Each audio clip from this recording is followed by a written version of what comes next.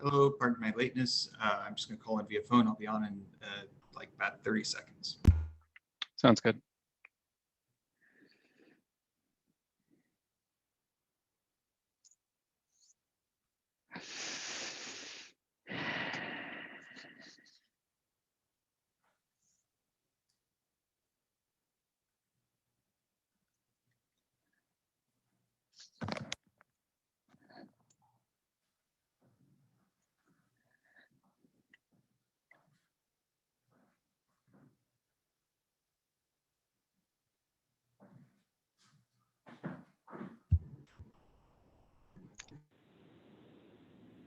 Hello, good evening. Good evening. Good evening. Looks like we're still waiting for Stuart. I don't see him logged in yet.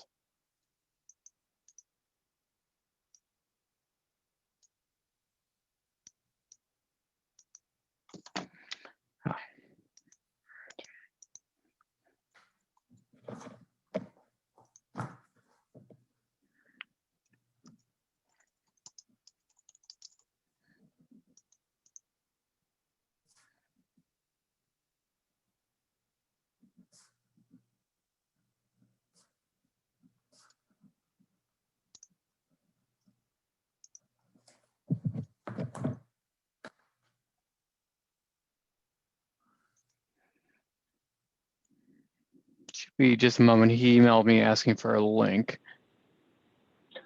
I was going to say, what happens if it's just me? Do we still do SARC? We've historically done that, though I'm not sure what our new director thinks of that practice. Well, it's not coming up tonight anyway. Yeah. Let me introduce myself. I'm John Machado, and I am the agent for the property owner for the building on 3rd Street in downtown Campbell, which is as the architectural review tonight. Great. The owner is currently in France, so I'm doing this on his behalf. Great. Looks like we do have Stuart. Excellent. Yeah, so apologies everybody. I just couldn't find the link. So thank you, Daniel, for Sure. sending We have a it. backup process. Yeah. Apologies. I just couldn't find it. Obviously deleted it or something. So I guess we're all here apart from me, who's tardy on turning up. So shall we start, Daniel? Yes, so we will start with item 1. Let me share my screen here. So this is a conditional use permit application for property located at 399 North 3rd Street. This is an existing office building that was built in 1980, approximately 6,000 square feet. The application for the conditional use permit would allow establishment of a dental office within the entirety of the building. And the application also does include a parking modification permit to allow a minor reduction in the property's parking. Before we get to the parking question, just a quick overview. The changes are very nominal in terms of site improvements. Arguably, this is one that may not have necessarily needed site architectural review, but again, our historic practice. This is the existing site plan. The proposed site plan shows a new path of travel from the public street, showing a new ramp, new accessible parking stalls, and then upgrading of the existing trash enclosure in place with installation of a roof and a drain. As noted, the zoning allows for a dental office. Really, the key issue here really is more the parking. So a medical office has a greater parking standard that's more comparable to a retail use than a general office use. So what happens is whenever there is a proposal to operate a medical use within an existing office building, there does tend to be some deficiency. In this particular case, there is a 5-stall deficiency. Normally you would require 31 stalls, and the site is reconfigured would have 26 stalls. But as we did discuss in the SARC report, if the SARC and ultimately the Planning Commission are willing to accommodate a slightly lesser standard, we can look at the primary reason why is the configuration of the dental office as shown on the plans. The second floor, which cantilevers over the ground floor with parking in the drive aisle underneath, is where the bulk of the actual activity would occur in terms of patient load. The ground floor is more limited to administrative space and storage area. And so if the parking calculation were split in two, such that you would look at the upper floor using the standard medical standard of 1 stall per 200 square feet, you would get 21 stall required. And then if you looked at the ground floor, recognizing that there is less activity, that would reduce that parking demand, something more comparable to the city's parking standard for a bank or financial institution of 1 stall per 350 square feet. That would yield a requirement for the ground floor of 5 stalls for a total of 26, which is what is being proposed. So I will leave it there and invite the applicants to share any of their thoughts in terms of the design or the operational aspects as they relate to the parking demand. Thank you. Definitely. Hey, Daniel, first of all, thank you so much. It's kind of interesting because we haven't seen each other in person, just been dealing with emails and stuff. So first of all, thank you for all your help and all your patience with our whole process. Appreciate that. And I think the primary thing was that the owner of the property, she's a dentist as well. She has multiple practices and she'll probably have little to say about what she's planning to do, but she's combining her practices and bringing it to Campbell. It will actually benefit a lot of her patients to have one central location where she can offer different services and make this place flourish for the community. The one thing I wanted to point out was, I believe there was some sort of an easement parking arrangement with an adjacent space that they could share parking as well. So this initial parcel was split into two. And I think, Daniel, I had forwarded you some, or I think you might have provided some of that information to the client and the realtor, that there was some sort of reciprocal parking agreement with, when it was a radio company, I believe, right, Stephanie? Okay, so I think the parking should not be an issue. We are going to make this building into a nice modern space that will allow wheelchair access to the upper level, which currently is non-existent.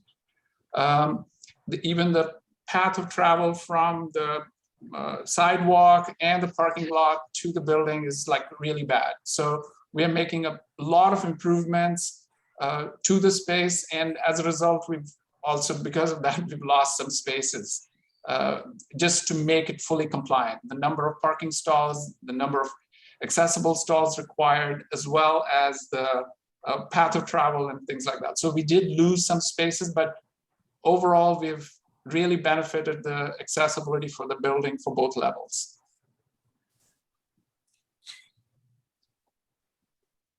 Thank you. I guess I've got a question maybe for Daniel.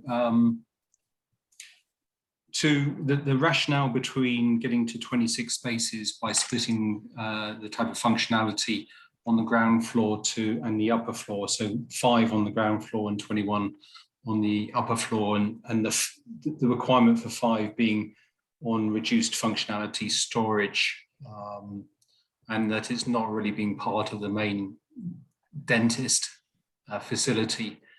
That's my understanding of how we've come to the 26. Is that correct? Correct. Could that be a condition? Arguably, it actually should be. As part of a parking modification permit, one of the findings requires the planning commission to determine that the reduced parking would be sufficient for the life of the building or the use. So having a condition so that that configuration between the upper and lower floor is maintained over the life of the dental practice would be advisable. Okay. And question to Deepak and Stephanie, if we recommended that condition to the planning commission, how would that work for you guys? Stephanie, you wanted to speak to that? I was thinking that like, if my personal opinion was that given that there was some sort of a reciprocal parking arrangement with the adjacent lot, parking should really not be an issue for this space. It's, I think, written in the title, if I'm not wrong. Yeah, But- the reciprocal easement came about. I was looking back at the history of it, that when this office building was a radio station, they wanted to use one of the parking spaces to put in a bigger satellite dish. And so then that put them below the number of spaces that they needed at the time. And so they had this reciprocal easement with the restaurant that was on the other parcel, the one that's now the Cons restaurant. It was JoJo's at the time. So that was a reciprocal with them, saying that they could use, the office building could use some spaces in the restaurant parking lot, and vice versa. In the evenings when the office was not occupied, that overflow from the restaurant could come into the office parking lot. So there are lots of spaces in that restaurant parking lot. And I don't think that it's going to be an issue. The downstairs that we have planned out is really mostly storage and sort of like a staff locker room, staff meeting area. All of the clinical patient area is all on that second floor, in that 4,000 square foot upper area. Right. So what you're saying is because the hours of operation are different, then the reciprocal arrangement would work. Yes. And the condition would be, cause you an issue. If we conditioned it, the dentistry should be upstairs, but you could use downstairs for staff meeting room storage. Would that cause an issue? That would not be an issue. Okay. And if I can just ask, any is this comment? unusual? Is this unusual for a dental office? Like, I assume that most offices have, supply rooms and so forth. But this is more directed to Daniel. I mean, it's not entirely unusual for the city to bifurcate different components of a building for purposes of parking. That's not done as frequently today as it had been in the past. But for instance, if you were to build a new industrial building that was 3/4 warehouse and 1/4 office, we would look at the parking in terms of the office component separate from the warehouse component. So something comparable here. But yes, which is why technically this does require a parking modification permit, because the general parking standard does apply to the building overall. So through the parking modification permit, we can apply a more nuanced parking analysis than the code would otherwise require. Okay, so I guess the other things I would snore. Let me just pull up my notes here. Are there any plans to add any bike parking? I got there before you, Stuart. You beat me to it, right? You beat me on the favorite question. I don't believe so. Deepak, can you comment on that? We had not shown the bike parking. However, the only issue we would have is like if we were to provide bike parking, are we supposed to provide a locker as well? And that might create more problems with like, where do we provide that? But putting like some bike parking stalls over there is not a problem. We can put it, I can take a look at it and we can provide it in some spot, definitely. Will that kick in? Like in terms of like, I think the only requirement sometimes becomes that if you have a certain number of bike stalls, you also have to provide some bike lockers. So that's the only thing that I would want to just verify. Is that the intention? I don't think Adam and myself are usually similar minds on having bike racks or stalls there. We wouldn't want to you know, generally it's a lack of bike, Okay. the ability to lock bikes up around Campbell. We're trying to address. So if it was a couple of those loop things where you can just chain your bike up without, I know what you mean on those big lockers. They're not, Yeah. you need a lot of space, and I guess they're quite expensive. So that's not our intention. Okay. It would be a couple of racks or. Perfect. I don't Yeah, see it we as a can do problem. that. We can do that. Awesome. One other thing, Daniel, what would be required for what would they have to do in order for the parking exchange program with the neighboring restaurant to count, I guess? Well, that would require more expansive analysis of the restaurant parking and the origin of the parking agreement. From the sounds of it, this is a private agreement between the two owners, which is not uncommon, but effectively you would be double counting the same stalls. They would serve both uses just at an alternating schedule, which is something the city has allowed, but again, through a parking modification permit, because that's not something the code allows by right, because you need to fully understand the nuance in that relationship. I mean, that's a bit more challenging when you have one established use, particularly with a restaurant that has its own set of hours of operation, and then how that relates to the dental office. I mean, in a lot of ways, that could end up being much more restrictive than simply acknowledging that the ground floor is going to be for non-patient purposes and just codifying that as a condition of approval. Okay. Yeah, that sounds perfectly reasonable. I certainly have no problems with the analysis that staff provided, saying that there actually is enough parking available for the amount of dental office that there actually will be in this building.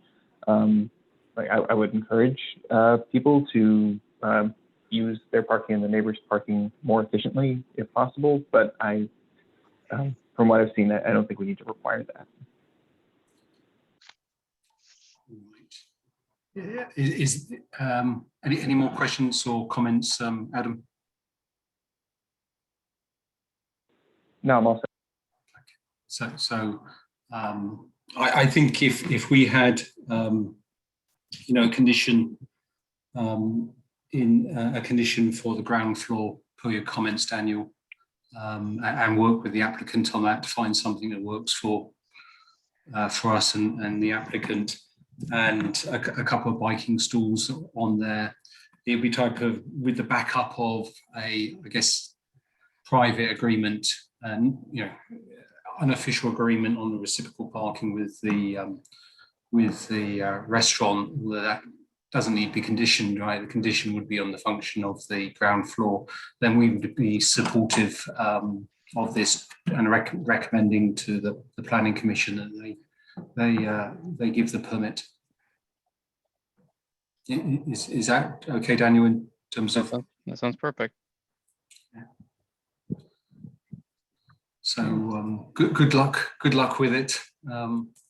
Hope it's successful. Thank you. All right.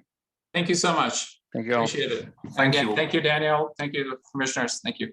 Bye-bye. All right. So takes us to item 2. Just give me one moment.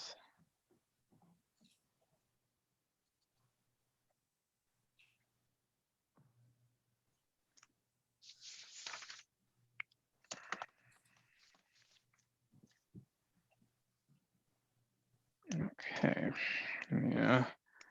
Share the screen here.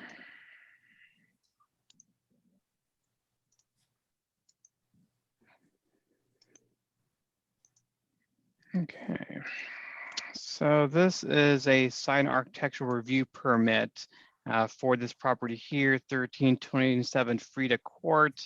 Frida is a small cul-de-sac that is south of West Hoskins Avenue.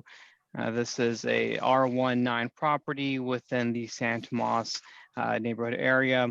The proposed house, inclusive of a 700 square foot interior EDU, is just under 4,500 square feet. So as you see here on the site plan, it's a fairly wide house at facing the cul-de-sac edge, expansive driveway, compliant with all the setbacks. You have a 25-foot rear setback, a 20-foot front setback, which at the closest point is at the edge of the ADU. And then you have setbacks of 12 and 15 feet at the sides. So note in the staff report, the staff identified issues really here have to do with compliance with the Santa Monica area neighborhood plans, architectural design guidelines. The plan really tries to incorporate features that are more representative of the Santa Monica area, more traditional building forms, and also tries to minimize the perceived scale and mass of new homes. So what we're looking at here is a home that actually exceeds the FAR by a little bit. That is allowable because of the inclusion of the ADU. But that notwithstanding, shown here, you also have high vertical walls and a tower element that tend to accentuate the overall perceived scale and height of the building. This is something that in the past, the SARC and Planning Commission have had some pretty stringent comments regarding looking at ways to reduce that massing and scale. That could typically be achieved by trying to tuck in those second stories compared to the first stories to have better offsets, reducing the overall size of the second story relative to the first story, and eliminating any features that tend to accentuate the overall building height. However, as noted, because this proposal does incorporate an ADU, it is technically subject to some of the limitations of the Housing Accountability Act. So we do need to be careful that whatever design changes may be recommended by the SARC to the Planning Commission aren't to such an extent that it would render the project infeasible. So for instance, you could not simply say remove the second floor. There is a allowance to have a second floor, and having a second floor most likely is required to make a new housing project feasible from a financial perspective. But there is no need to necessarily allow for the maximization of the FAR or the allowance of the setbacks. And with that, I will hand it off to the applicant team, who can also speak to the design approach of their proposal.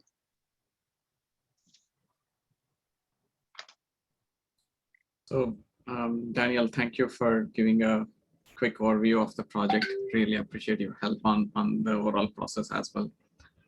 So actually wanted to quickly introduce my side of the story, or ourselves, so that way it's complete. So we are a family of 4 plus a dog. And in fact, we have been, I work for Amazon. My wife works for Cupertino School District as a teacher. We have been living in this house for about 5.5 years. And in fact, we are the second owners of this house, even though this house is about 68 years old. So the primary owners basically lived their entire life here and passed it on to us. And we are pretty much inspired by them in the sense like we like that idea of building a house and it to be built for our forever house, basically, or the dream home that we can spend our entire life here. So, and in fact, I also have a mom and a single parent brother who keeps visiting us. So we wanted to accommodate them as well. That's one of the considerations that we took when we are planning this. We also wanted few features around our kids. Basically, our kids are into arts. So they are into singing as well as theater and dancing. So we wanted some space for the art as well as the some yoga space and a prayer space. And these are the considerations we took when we are kind of designing this. So yeah, that's kind of a brief story on our side. And maybe Michelle, if you want to take over the design aspects of it. Sure. Can I share my screen? You should. If you can't, I can adjust your permissions. Let me do this. I've just got a quick slide so that we can kind of see. I just want to let you know, so this neighborhood of Freda Court, it is indeed single-story homes on Freda Court.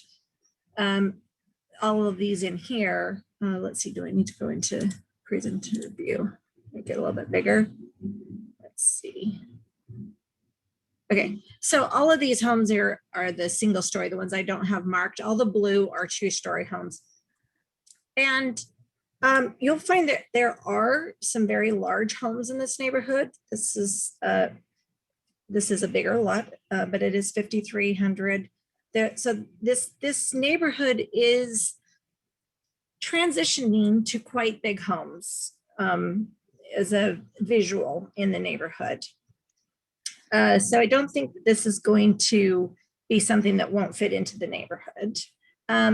The house that we have designed, as the owner said, this is a home for their family. They have 2 daughters that were very interested. Actually, they came to every design meeting, very interested in helping put their artistic desires and flares into this. And the curved walls were something that was very important to them, that we designed into these features, and making kind of a modern looking home, and with, you know, that little playful edge that you get with these curved walls. They did have the ADU planned in there to help with the fact that they have multi-generational families. The home is designed right at setback, but the things that you're going to see at setback, as he showed, is that pillar right here is at 20 feet and that post is at 20 feet, and everything else is receding away from you, which is what is nice about the L-shaped home that we designed.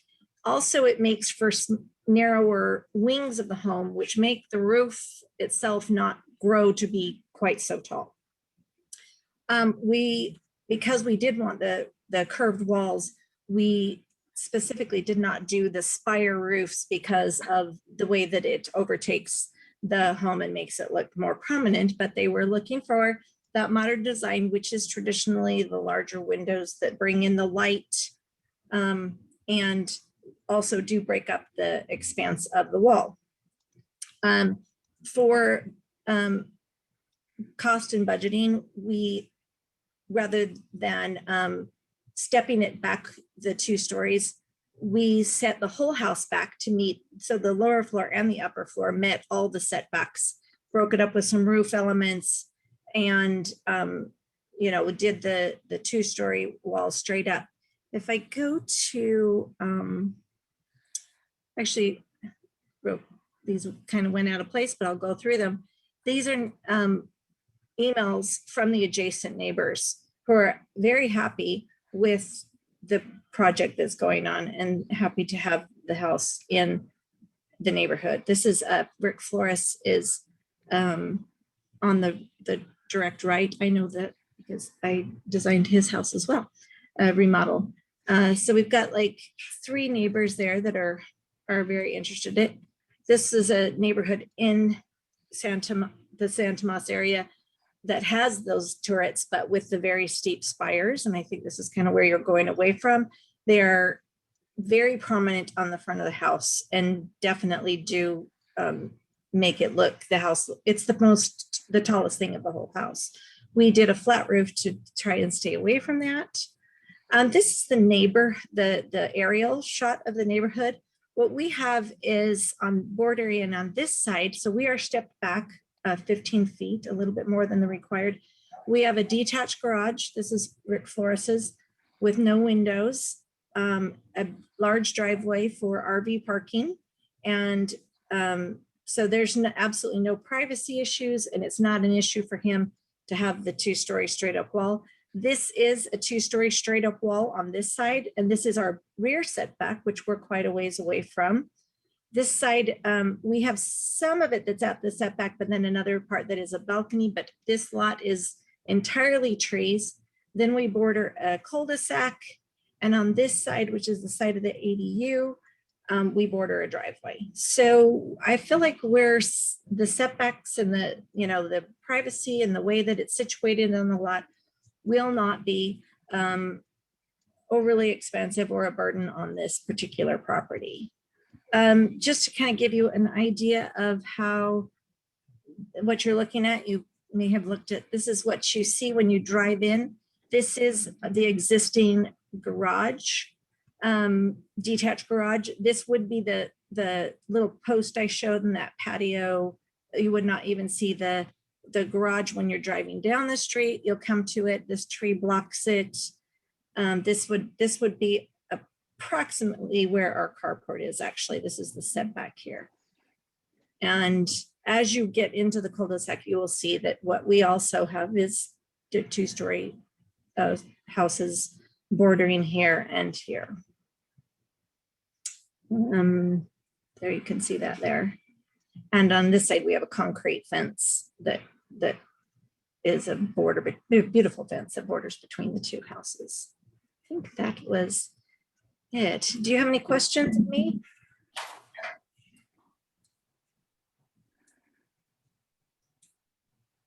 I don't think so. Maybe some comments. Sure. But I have a question for Daniel. Because it's got an ADU in there, we shouldn't stop the project from being feasible. What's the definition of feasible? Yeah, I suppose that's the $1 million question. I think Rob, are you in the meeting? You want to opine on that one? Yeah, I'm here. Sorry, I don't have my video on, but hopefully you can hear me. Rob Eastwood, Community Development Director. Good question. Well, it's defined in certain parts of state law. If you go into things like California Environmental Quality Act, there's some more definitions on feasibility, ability to be achieved within a reasonable period of time, taking into account financial issues, environmental issues, other issues. I don't think we're going to give you the most robust definition because I don't think that definition is embedded into the Housing Accountability Act. I think it'd be a balance of if the conditioning and requirements on the project, A, made it financially infeasible, which is probably a pretty high bar in this case. It's a single family home. Or B, totally were in conflict with the objectives of the applicant, and that's of course pretty subjective. So. Yeah, we're still navigating a bit through the Housing Accountability Act, especially this is a kind of new world here with single family homes and ADUs being qualified as multifamily projects. And I think we're gonna have to do some code work to make it a bit more clear.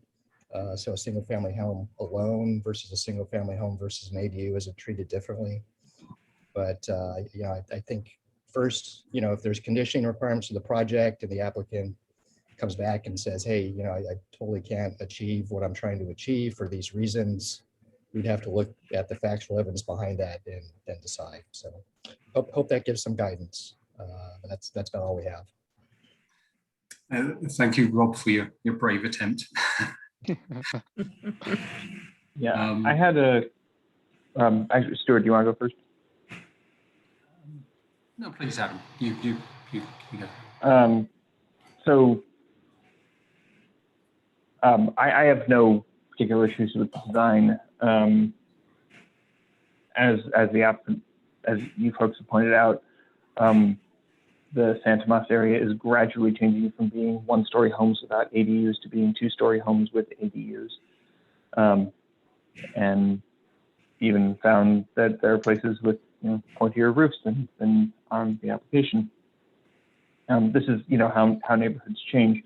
I guess the question I have for staff is, how do these requirements fit with our move towards objective standards? Is it that we need objective standards if we're going to outright deny something, but we can still have squishy, how much do you like it, procedures like this that just involve conditioning as opposed to outright denials? Well, I suppose in the future, if the Plan Commission, ultimately City Council, feel that some of the design guidance in the plan needs to be more codified and made quantitative. For instance, a numeric relationship between the ground floor and the second floor of a new house, or a required offset between the first and second level instead of just compliance with the setbacks, because the designer is correct. I mean, the building does comply with setbacks, and you do have the whole building effectively tucked in to comply with that setback, but you then fail to achieve that articulation between wall planes. And those are the types of things that if the community feels are necessary in new homes could be very clearly written in an objective manner so that we don't even have to have this discussion. It's trying to really get rid of that level of subjective review. So whatever can be approved by definition will be compliant with the San Tomas plan. We're just not at that point yet. I understand. So yeah, I mean, if the community wants to make those requirements, it absolutely can. But given that you've asked the community literally, and none of your adjacent neighbors seem to object to this,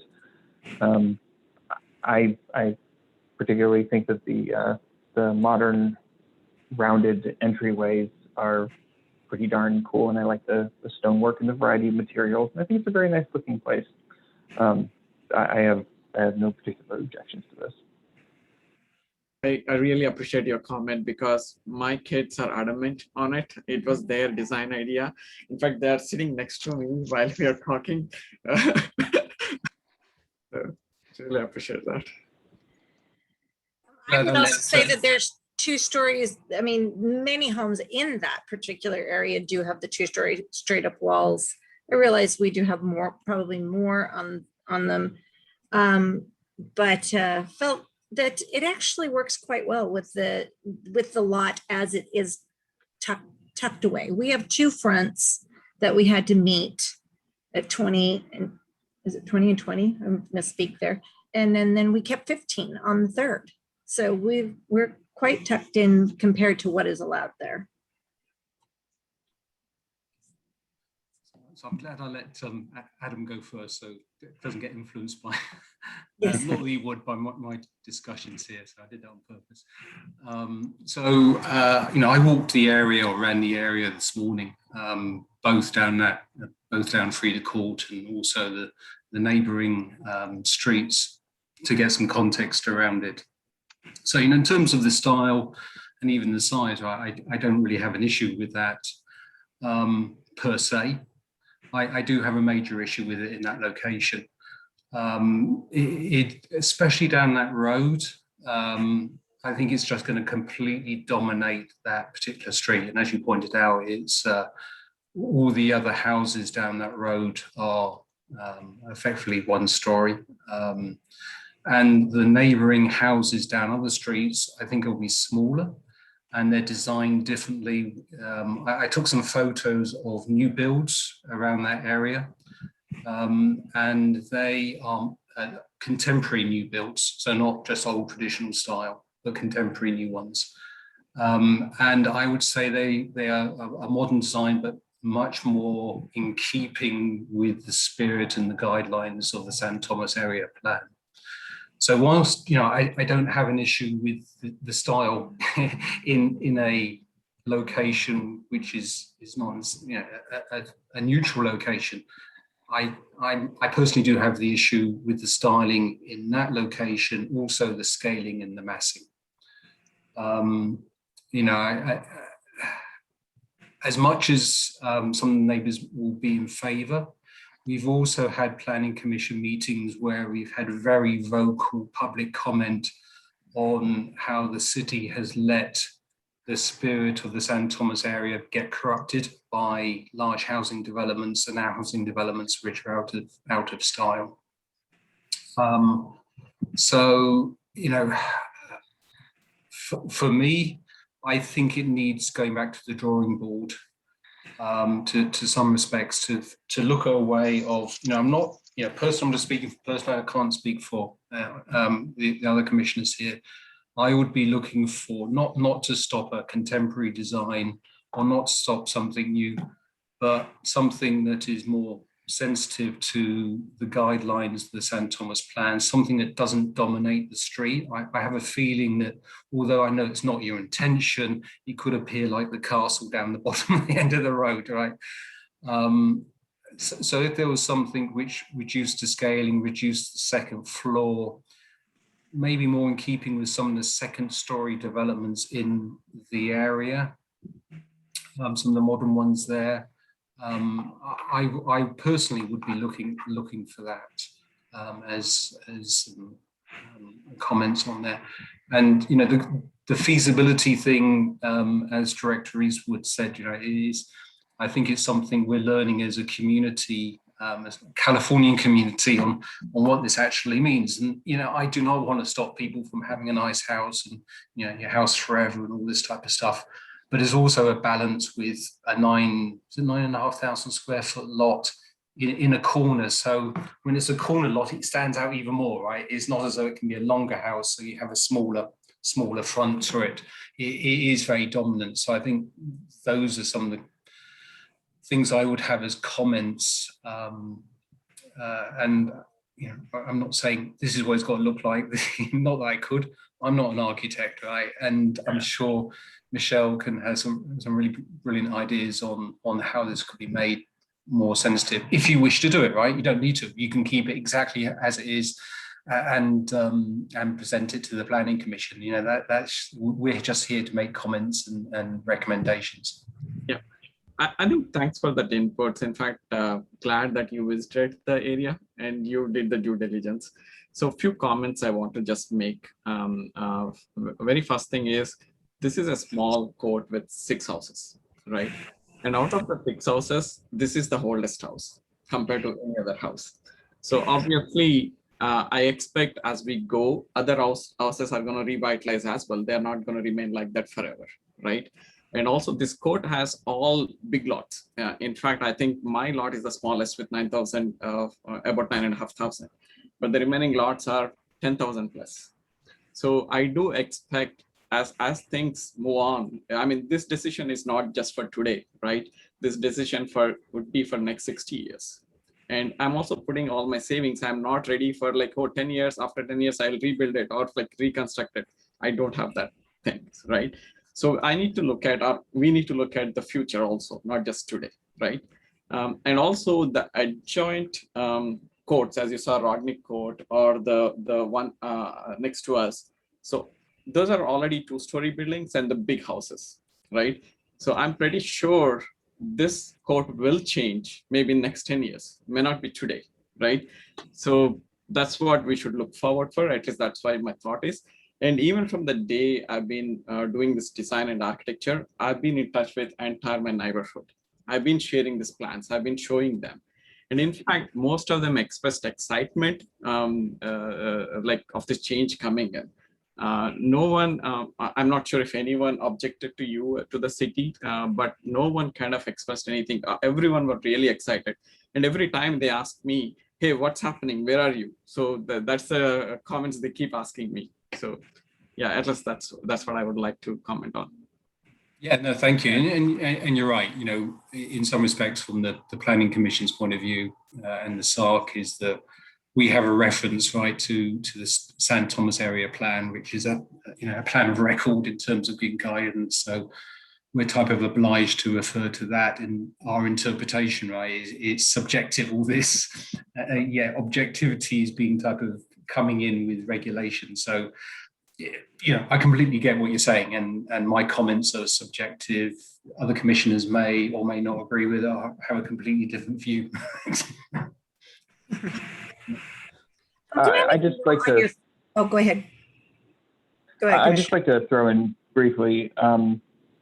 So, I've mentioned that I don't have any aesthetic objections to this, but more than that, I worry that we preemptively compromise sometimes. That there's sort of a sense that somebody will complain or that there will be controversy over something, so we back off of that. And I would prefer that we not do that. So there's nothing about this design that's disallowed by any objective standard. The people directly affected by it, or the people who are directly around it, seem to like it. Nobody's actually complained.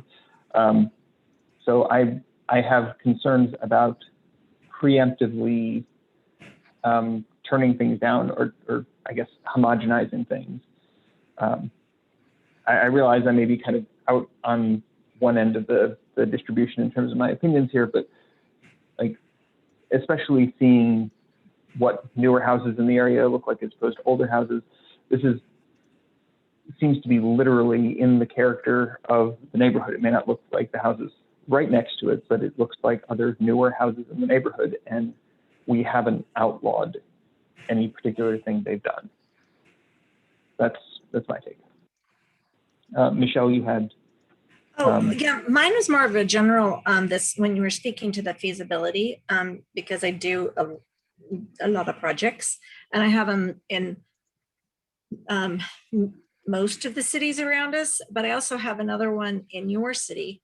And again, this doesn't have, this is more generally not to this one, but I was running up against maximum floor area, and it was suggested to me that I add an ADU in order to get the extra square footage to make the home bigger in Campbell, and to which I did, and got the square footage I needed. In other cities, that is, in most of the cities, actually, that's what I am being suggested is take your full 800 square feet, you get 800 free, make it bigger. So even the likes of Saratoga, they're giving us that plus 10%. So I just wanted to kind of let you know that this is the suggestion I'm getting is, hey, if you want your square footage, get the ADU, you get the bigger house.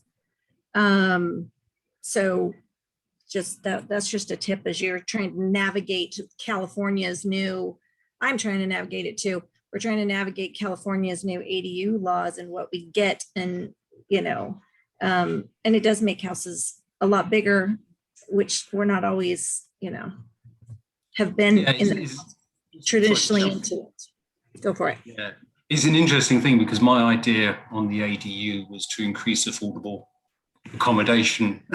That was very simply the intent, right, which we're short of in California, as opposed to it's a way of getting a bigger house. Totally.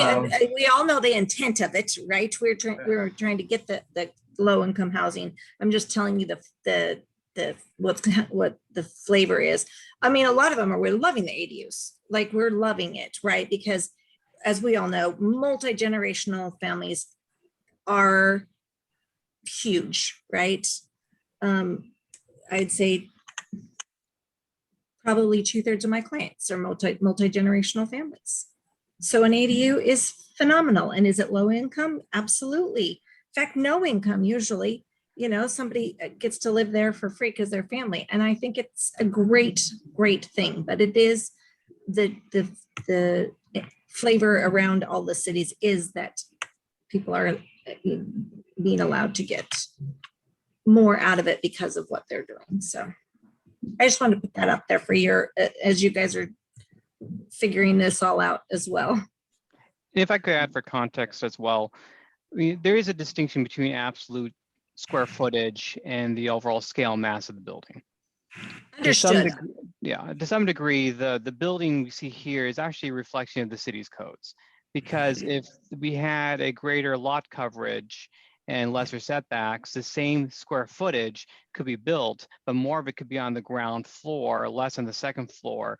And the second and first stories could be offset more because there's more building envelope. So same size, but less scale and mass.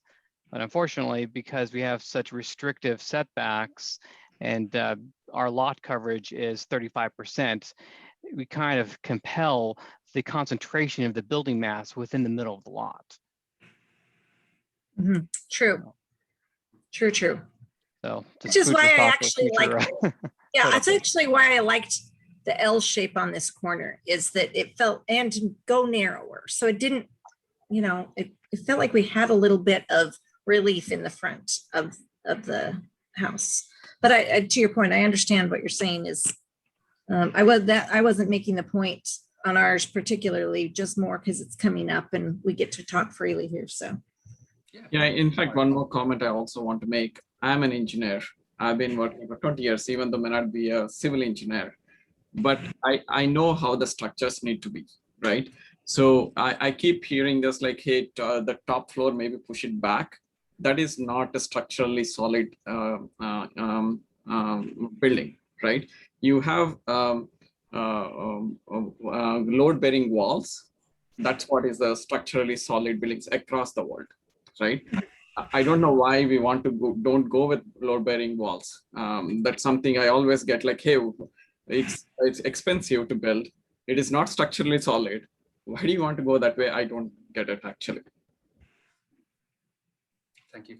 Just being mindful of time, in less than 10 minutes, we have the Planning Commission meeting starting at 7:30.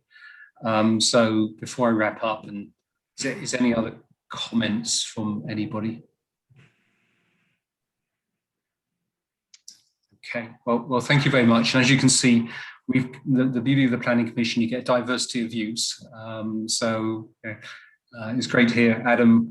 We've got our respective comments, which I'm sure Daniel has captured, and we'll go to the Planning Commission. I'm not sure when this is scheduled for, Daniel. This is scheduled for 1 month from now on August 24th. So the intent was to allow, if the applicants wanted to make any voluntary revisions to their plans, to allow time for that to be done and reviewed. Okay. Okay, great. So really appreciate your time. And it was a great call I had, and glad to meet you all and see you all. And Stuart, thanks for actually visiting. Thanks. I wish you remained quiet. That's what you're trying to say. And Rob, welcome to Campbell from the county. I've worked with you down there, but it's been a while. Thank you. All right. Everyone. Thanks, everybody. Good evening. Thank you very much for your time. See everybody in 8 minutes.